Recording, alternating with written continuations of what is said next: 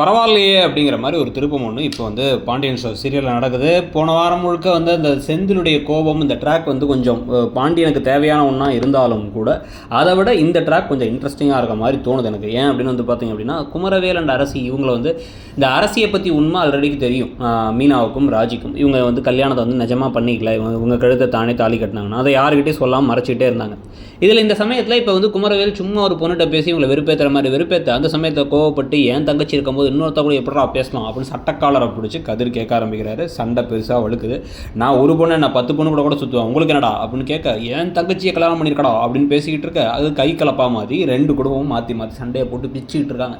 குழந்தையெல்லாம் வேறு வந்துட்டாங்க. அப்படியே அங்கிட்டுமா ஓடிக்கிட்டு இருக்கிற நேரத்தில் தான் டபக் அப்படின்னு சொல்லிட்டு வந்து ஒரு ஷாக்கை கொடுக்குறாங்க அரசி. அதுக்கு முன்னாடி வந்து கதிர் என்ன பண்ணுறாரு அப்படின்னா, நேராக போய் ஒரு பெரிய ஹாலோ பிளாக் தூக்கிட்டு வந்து தலையிலே போட்டலான்னு இறக்குறாரு. நீ சாவிடா அப்படின்னு இறக்கும் போது, ஐயோ இது கல்யாணமே கிடையாது, அவன் என் புருஷனே கிடையாது, உங்கள் பேரை நான் பழி வாங்கிறதுக்காக எனக்கு நானே தாலி கட்டிக்கிட்டேன் அப்படின்னு அரசி சொல்ல, இந்த பக்கம் கோமதியிலேருந்து ஆரம்பித்து எல்லாரும் ஷாக் ஆகுறாங்க. இந்த விஷயம் தெரிஞ்ச ராஜியும் மீனாவும் அமைதியாக இருக்காங்க. ஐயோ அப்படின்னு சொல்லிட்டு இப்போ தான் வந்து உண்மையை போட்டு உடச்சி என்ன நடக்குது அப்படின்னா வந்து, அவன் என்னை கடத்திட்டு போய் கல்யாணத்தை நிறுத்துறேன்னு மிரட்டினா அதுக்காக நானே தாலி கட்டிக்கிட்டேன், நாங்கள் கணவன் மனைவியெல்லாம் ஒன்றும் வாழலை அப்படின்னு சொல்லிட்டு இப்போ அரசி நேராக திருப்பி இந்த வீட்டுக்கே வந்துட போகிறாங்க.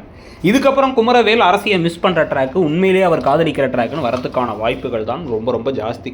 ஸோ அதுக்கு நடுவில் வந்து பார்த்தீங்க அப்படின்னா வந்து, தான் பொண்ணு எந்த தப்பும் பண்ணலை, இந்த பிள்ளையை போய் திட்டி கோவப்பட்டமே அப்படின்னு சொல்லிட்டு நம்ம மானத்தை காப்பாற்றுறதுக்காக தானே அப்படின்னு பாண்டியன்லாம் திருப்பி வந்து சாரி கேட்குற விஷயங்கள்லாம் ஒரு பக்கம் நடக்க போகுது.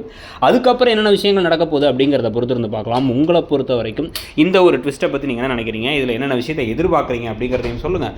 கூடவே வந்து பார்த்தீங்க அப்படின்னா, இப்போதைக்கு நீங்கள் பார்க்குற சீரியலில் எந்த சீரியல் இன்ட்ரெஸ்டிங்காக இருக்குது, பார்க்குறதுக்கு இன்ட்ரெஸ்டிங்காக இருக்குங்கிறதையும் சொல்லுங்கள்.